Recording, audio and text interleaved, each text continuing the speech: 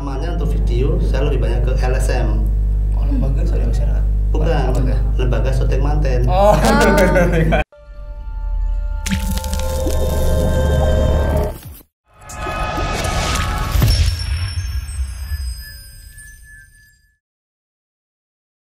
Halo Sobat Sosan, balik lagi sama kita di Podcast Sosan. Bersama host yang baru kali ini ada Mas Haidar Ya. dan saya Safi. Oke teman-teman, di video ini kita kedatangan satu tamu spesial jauh-jauh dari Yogyakarta. Tentunya bakal ngebahas soal hal-hal yang menarik nih. Pengen tahu apa? Let's go. Ini dia, ada Pak Budi. Halo Pak. Oke, Selamat siang. Siang, Pak. Beliau ini adalah salah satu stringer routers Indonesia. Wah, keren sekali tentunya. Tentu banyak pengalaman yang bakal beliau sharing di podcast pada hari ini gitu. Betul Mbak Sapi? Betul banget Mas Haidar. Gimana Pak Budi? Tadi ke sini dari jam berapa Pak? Ke Semarangnya jam 5. Iya, Kalau dari rumah jam 4. jam 5 pagi. Oh, berarti beliau bangun setengah 4 nih kira-kira. Iya, kayaknya Jam 3. Oh, jam 3. Iya. banyak mahasiswa yang masih tidur ya. Iya, beneran tidur. Kalau di Burjo, ya. Kebetulan tadi juga udah mengisi workshop dulu ya. Ya. Iya, betul. Bagaimana tuh Pak perasaan Bapak mengajar workshop tadi pagi? Wah, keren, teman-teman keren di sini. Wih, terima kasih banyak Bapak. Saya juga keren ya, labnya ada lab keren.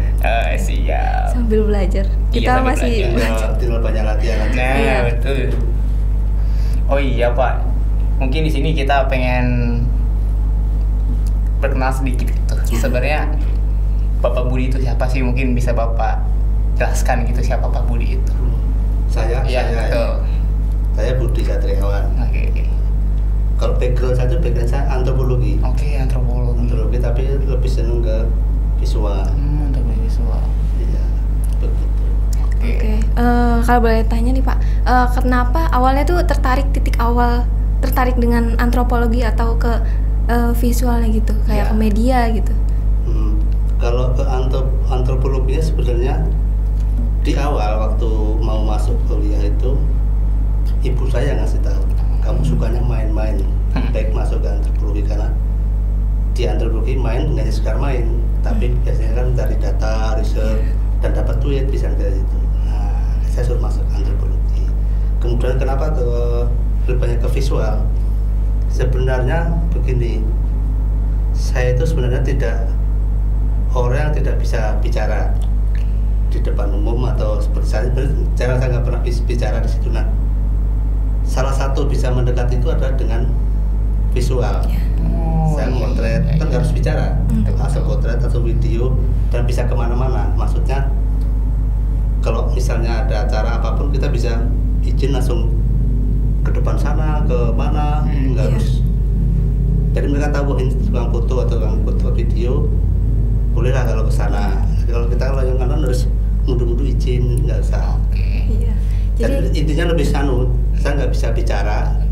Nah, saya bicara dengan menggunakan visual. Iya, jadi menyampaikan pesannya lewat visual. Betul. Dan sama seperti saya. Nah, itu sama seperti Safi, Pak Budi ini. Iya. Menarik juga ya, masuk antropologi itu berdasarkan dari pertimbangan orang tua Bapak Budi. Iya. Karena Pak Budi sering main, udah kamu masuk antropologi aja, wah keren. Terus Pak, mau nanya lagi, waktu awal masuk ke bidang fotografi atau videografi itu awalnya waktu umur berapa dan titik awalnya waktu mungkin pas motret, oh bagus gitu. Iya itu. Terus mungkin dari di dalam diri tuh pengen melanjutkan gitu, pengen fokus dalam bidang ini gitu. Saya Itu waktu tertarik foto video. Saya foto dulu ya. Iya. Kita foto itu justru waktu kuliah.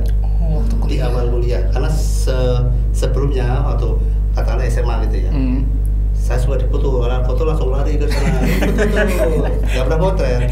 Nah, tapi ketika di kuliah itu ada mata kuliah etnofotografi. Iya. Nah, saya ikut itu dan saya belajar di situ. Kita belajar sama teman saya diajak, kamu belajar video sekalian ya udah. Dari situ. Nah, dari video situ pertamanya untuk video saya lebih banyak ke LSM.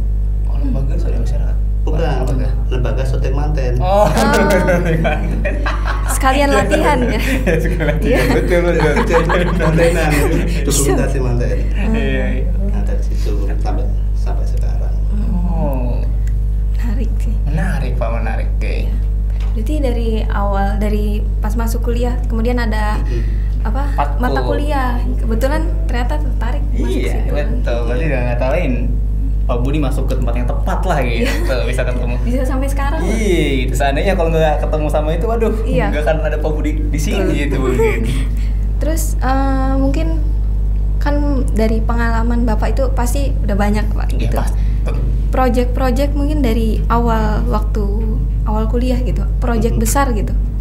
Waktu pertama Project gimana? besar sebenarnya gini, jadi ketika di kuliah itu kita sama teman-teman sama-sama antropologi membuat suatu lembaga Oke. yang namanya Etnoreplika. Oh, Karena dari teman-teman dari lulusan kuliah mata kuliah etnofotografi tadi yang diampu oleh Pak Laksono. Nah, Pak Laksono yang benar-benar kita kagumi dan kita hormati ini.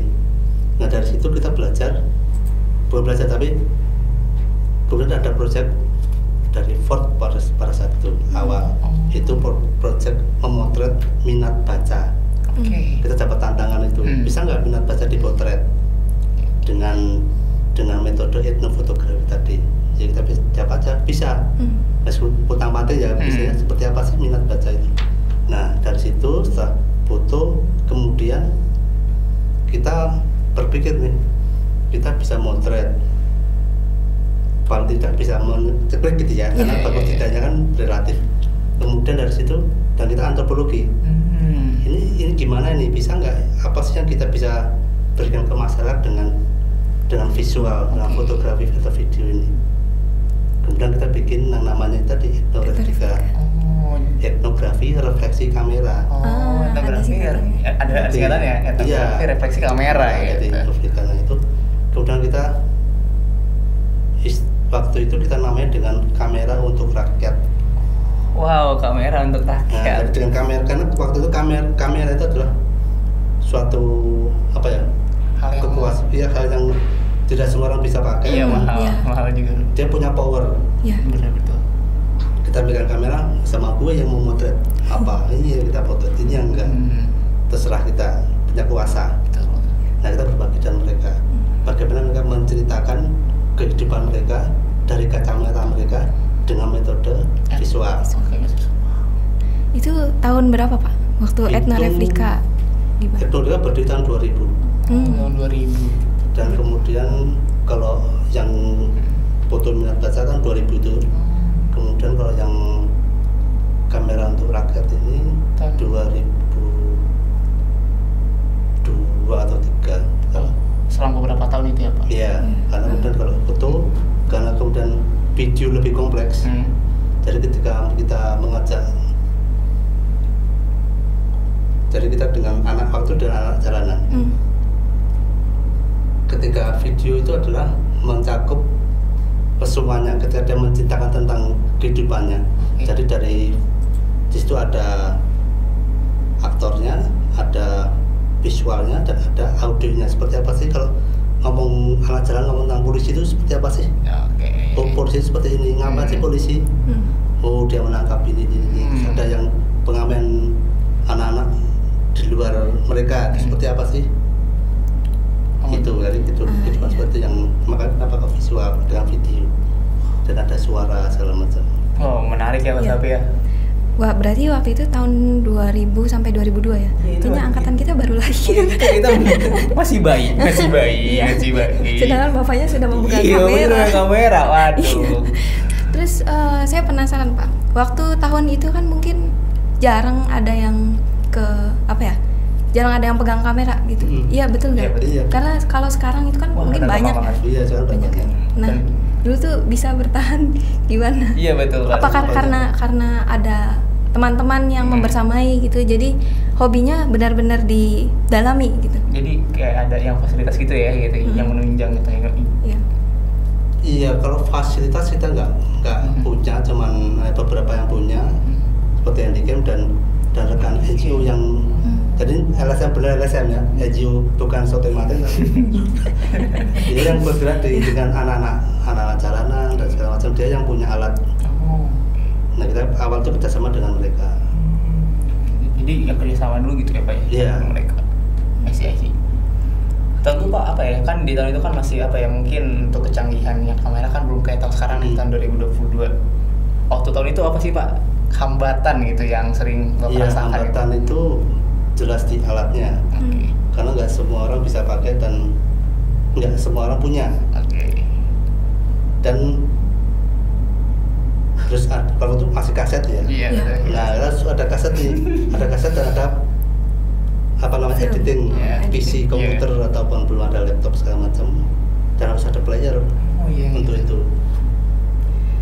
Wow. Ribet ya. Cukup ribet dibandingkan tahun sekarang. Dan tidak semua, jadi kita mengajarinya dari awal, termasuk dari cerita, kemudian cara megang alat, masukin kamera, masukin kaset dalam kamera seperti apa, merekam seperti apa, mengeluarkannya, dan mengedit. Kalau mengedit masih agak susah, tapi kita ingin ngerjain sendiri, tapi sesuai dengan mau mereka. Kemudian kita tontonkan lagi, ini bener nggak, sesuai nggak, kalau iya terus, kalau enggak ya kita rubah lagi seperti apa.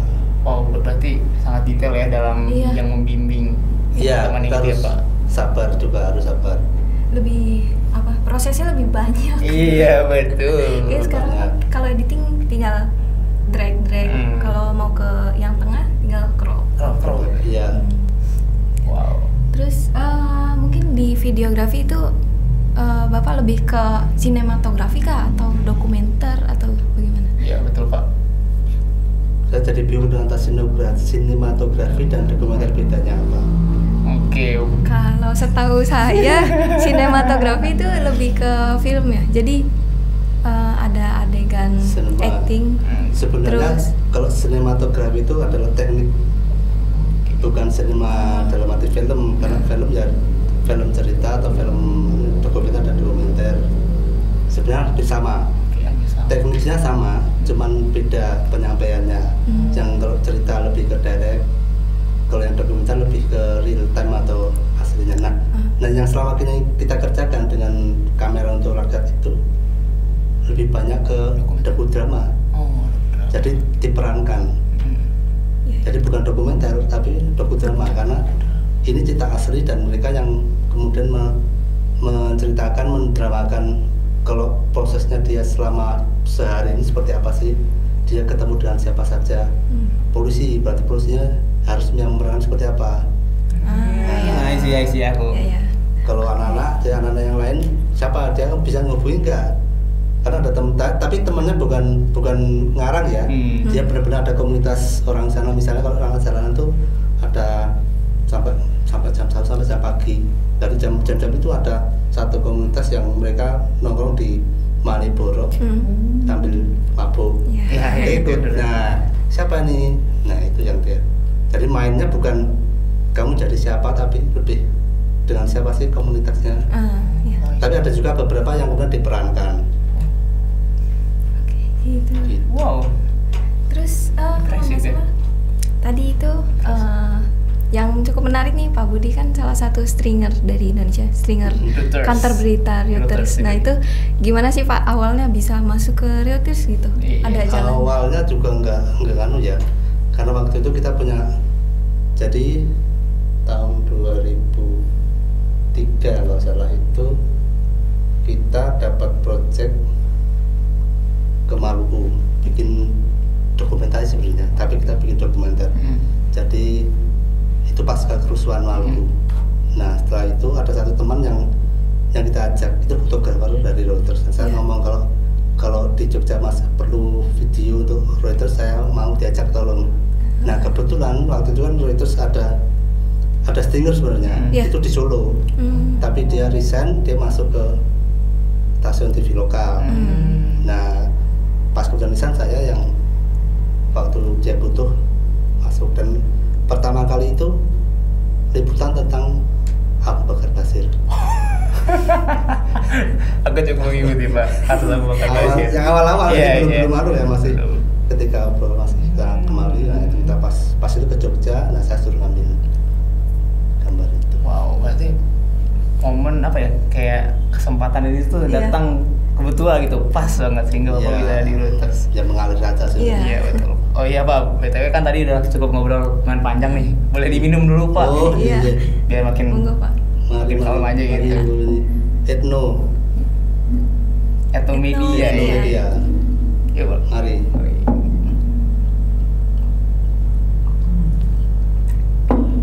Airnya seger apalagi Semarang yang panas gini kan enak. Semarang panas hari ini.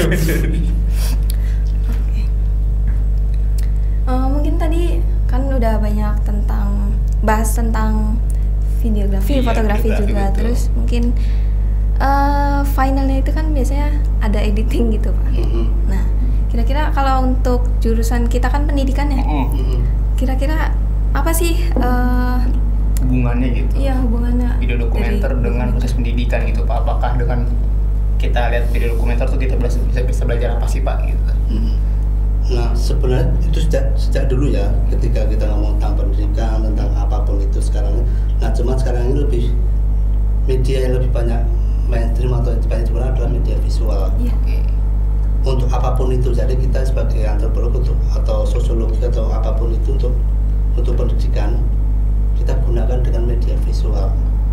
Dan salah satu yang cepat distribusinya yaitu dengan medsos dan lagi-lagi visual. Oke. Jadi penting karena sekarang banyak orang lebih melek visual daripada teks ya. Iya, betul. Lebih nangkap juga ya. Iya, kalau lebih dari nangkap, visual. Makanya itu jadi penting, editing segala macam penting. Bukan hanya editing tapi sejak pengambilan gambar, sejak cerita, pengambilan gambar dan editing. Iya. Iya, harus Panutannya tertata. di editing. Iya. Dan pun Pak, mahasiswa pun yang aku lihat teman-teman aku lebih suka lihat materi-materi visual dibandingkan materi bacaan buku Iya, gitu. betul. Karena lebih banyak visual dan apapun ya digitalisasi ini yang sekarang termasuk sekarang ini ketika zaman dulu menggunakan kamera video karena kan jadi lebih mudah Iya ini betul. dan masyarakat lebih banyak melek visual cuman kadang-kadang tidak tertata dan tidak ada etika untuk menampilkannya. Oh, Itu iya, yang betul. sering jadi masalahan itu. Iya Pak, kayak Ada hoax dan segala macam. dan video-video prank yang tak senonoh Iya, juga ya Pak. iya. Nah itu sering itu benar. Jadi apa Yang nih? tidak mendidik gitu kan. Iya betul Nah, lah. itu aja. Mulai kalian mereka sudah melek visual hanya dengan menggunakan HP. Semua orang bisa merekam, bisa mengedit dan bisa share distribusi dan dengan cepat. Dengan 1 detik sudah tersebar semua.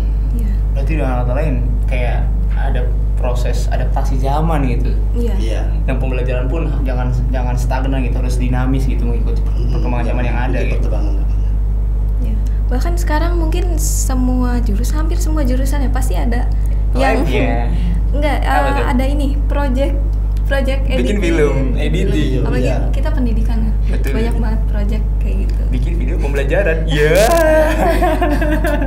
Yang enggak hanya ya itu aja di sekolah-sekolah SD, SMP, segala macam. Kan tugas-tugas juga banyak yang menggunakan video. Iya. betul. Iya, bahkan SMA juga banyak kan Iya, sekarang. bukan hanya SD, SMP juga banyak. Iya. Iya. Dan pun kayak tugas kita kemarin bikin video pembelajaran. Iya, Iya. Dan kayaknya sekarang itu anak-anak sekolahan pun jago editing loh. Iya, Sekarang, benar. Ya, mulai tadi, dari HP bisa. karena generasinya udah generasi HP ya. Nggak usah diajarin pun udah bisa mereka. Malahan yang orang tuanya, "Dek, tolong ajarin ibu dong, Iya. tolong ajarin ayah dong." gitu. Saya dulu belajar dari saya belajar dari anak SMP ya. Iya. Itu editing pakai HP. Betul.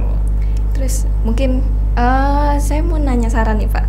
Kan biasanya kita seumuran kita anak kuliahan itu Kita kan mungkin seumuran. Iya, seumuran. Oke, Seumuran. Umur hanya angka. Umur aja angka. Iya, betul. Jiwa masih tetap muda. Dia tuh muda. Oke. Biasanya kan ada tugas apa ya? Project video Iya, gitu. betul. Dan kadang kalau misalkan mau editnya di HP tuh kayak gimana ya? Ngerasa Susah. Dan bukan pun susah. apa tuh? Dilihat temen tuh kayak, aduh, aku pakai HP doang nih. Kayak apa Padahal gitu. sebenarnya bisa pakai HP doang gitu. Nah, itu gimana ya? Iya. Apakah Iya. pakai HP itu nggak apa-apa atau gimana tuh Pak? Ya nggak apa-apa. Kualitas juga bagus.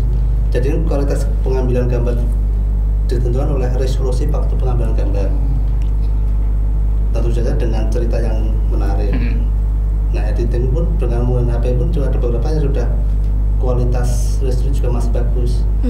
Karena saat ini pun sekarang saya juga mengedit penggunaan HP. Tuh, Sab, jangan Ya. takut. Jangan takut. Karena saya sering ketemu temen gitu, kalau misalkan ngeditnya di HP kayak lama terus kayak dipandang sebelah mata. Iya. Padahal hasilnya juga bisa bagus gitu sebenarnya. Betul. Tergantung Yang kreativitas. pengaturannya. Oh, pengaturan. Iya, kayak pengaturan estetika di videografinya gitu. Iya. Itu Sama sebenarnya. sebenarnya kan gini, ketika menggunakan HP, identiknya dengan kalau editing itu editing Offline online, Pak. bukan online apa namanya? Lupa saya. Oh. Nggak dianggap karena dia instan gitu kan. Iya. Padahal kalau cuma untuk TikTok segala macam oke, memang instan dan cepat-cepat iya, tapi ketika kita bikin satu cerita yang agak panjang, satu dokumenter atau masih bisa, dan itu juga masih oke. Saya kan nyoba itu karena saya biasanya kan untuk kasih workshop itu kan yang paling mudah apa sih? Yes. Paling mudah. Nah tinggal yang paling mudah itu kita bisa kulik fasilitas Iya. yang ada supaya lebih menarik untuk Iya. Oke. karena fiturnya juga semakin bertambah. Iya, Iya, bener. Update. Contoh kayak CapCut, CapCut itu Iya. gila tuh dulu. Sekarang udah banyak template. Iya, yang itu Iya. Meskipun kita nggak harus pakai template ya. Iya. betul. Ya makanya itu ketika menggunakan template dikatakan itu tadi apa namanya? Nah yang saya Iya. lupa. Iya, itu. Oke, Pak. Oke, sekarang aku nanya, Pak. Mungkin pertanyaan terakhir kali Mas Abi ya, karena udah durasi juga, Pak. Mhm. Oke. Apa sih, Pak, hal-hal yang perlu diperhatikan buat pemula ataupun yang baru mau belajar editing gitu? Kalau untuk pemula sebenarnya nggak usah takut. Yang penting mencoba dan latihan terus. Oke. Dan kulik terus apa yang ada yang kamu bisa dengan software atau aplikasi yang kamu punya itu. Jadi kalau kamu punya ini ya udah kamu coba praktekin terus dengan murahan itu. Misalnya kalau Adobe ya Adobe, atau Filmora ya Filmora, atau pakai yang CapCut tadi ataupun KineMaster bisa. Ya, Oke. lebih diperdalam, Iya, dikulitin perdalam terus dengan satu itu bisa. aplikasi ini. Jadi nggak usah takut. Tapi latihan ya. terus. Oke. Ada terakhir. Apa tuh, Ya, Pak? saya mau nanya gini, mungkin lebih ke gimana sih Pak cara mencintai bidang ini? Karena saya kebetulan saya ini kan orangnya gimana ya, gugup kalau di depan kamera, kalau di tengah orang banyak gitu. Jadi lebih sering motret orang-orang daripada dipotret gitu. Kadang gitu. Nah, dari Bapak sendiri gitu, dari muda banget kan masih Udah, stay di iya, sini. betul. Mungkin mencintai bidang ini tuh rahasianya apa? Iya, betul, Pak. Rahasianya sebenarnya nggak rahasia karena bisanya cuma itu. Tadi karena diperdalam terus jadi Iya, merasa terus kemudian ya karena emang saya nggak bisa ngomong. Nah tapi ketika proses berproses itu, ketika saya mengajari orang, saya apa yang saya bisa saya omongkan, jadi bisa ngomong. Oh, iya. Karena kalau terus kita berteori-teori yang apa, saya nggak bisa. Nggak bisa. Tapi ketika ngomong tentang apa yang saya lakukan, apa yang saya bisa lakukan, apa sih yang harus apa yang ada kelemahan atau titik apa sebagainya, itu baru bisa ngomong. Kalau ngomong yang lain mungkin nggak bisa. Jadi pesan dari dosen saya itu Pak Laksana yang ngomong, kamu ngomong apa yang kamu ketahui aja, nggak usah ngomong yang lain. Betul sih.